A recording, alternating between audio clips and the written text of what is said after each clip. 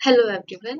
So my name is Diya Shelar and here I am today to present a brief yet informative overview about a most essential biomolecule that is protein. And in this session we will be discussing about the types of protein, the structures, how it is essential in human biology, its metabolism and also the separation techniques to extract it, to purify, to analyze everything. So let's proceed further. So, as the title says, exploring biomolecule structure, function, analytical techniques of protein. So, we will discuss it.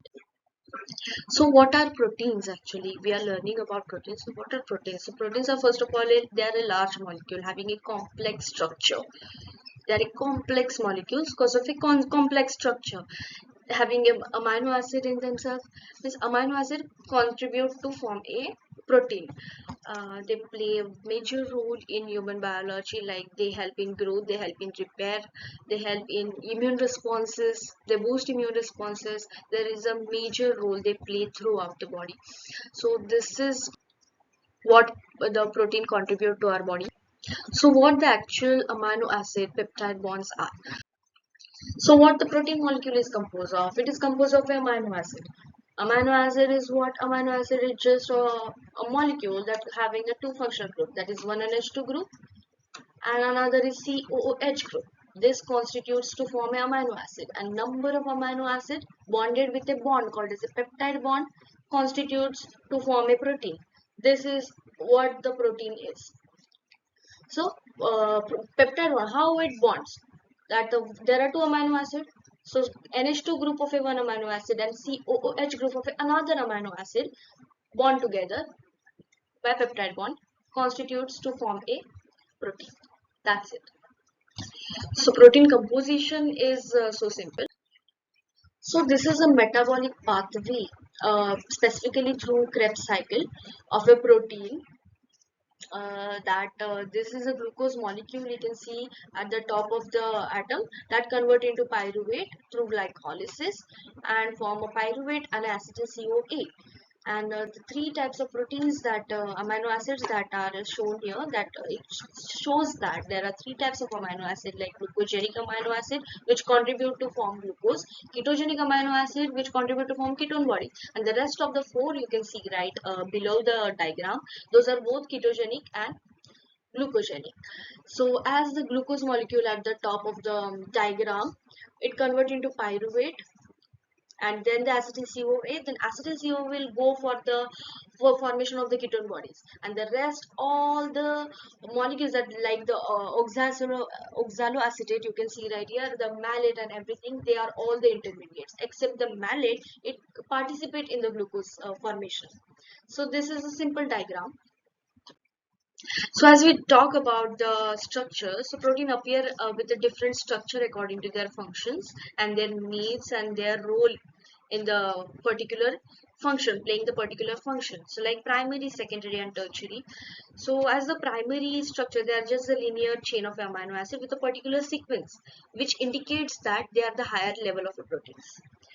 And the secondary structure, there are two types, like they are one are the alpha helicals which are coiled one, and another are the beta sheets. They are like a strand, they are like a folded strands, and they are bonded together with a hydrogen bond, whereas the primary structure, they are bonded with a basic peptide bond, and the tertiary structure, they are somehow advanced, like they are the 3D structure bonded with the ionic bond and also the hydrogen bond, and they are also have the hydrophobic interaction between them.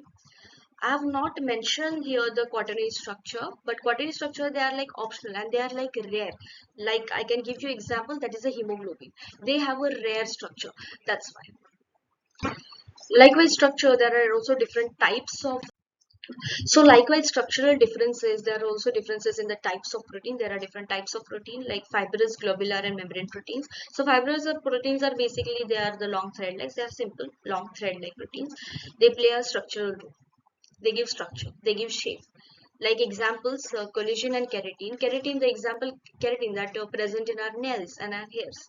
So it's a simple example. They give structure to our hair, shape to our nails, structure to our nails. That is a simple thing.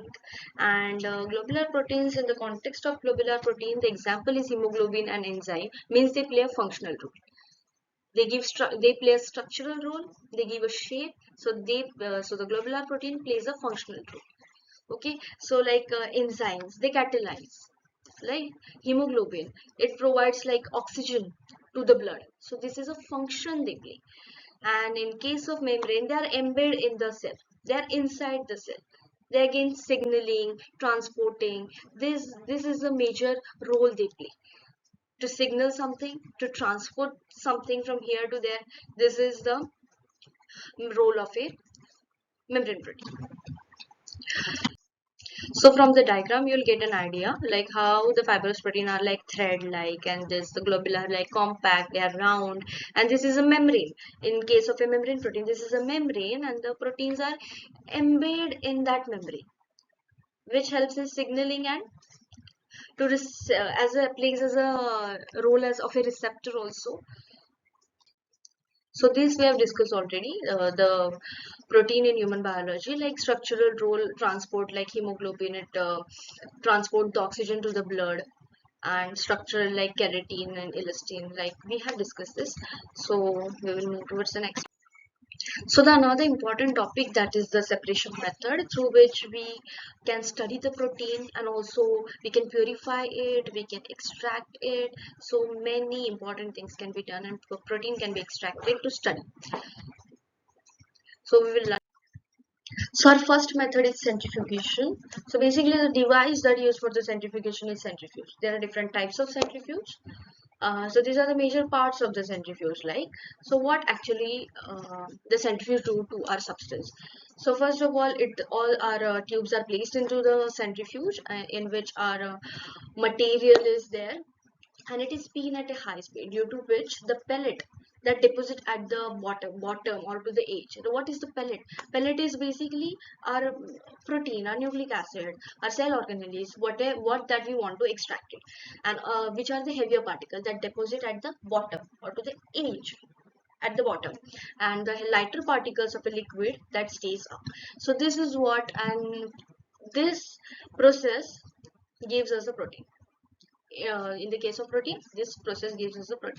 The next method that we can see is the electrophoresis.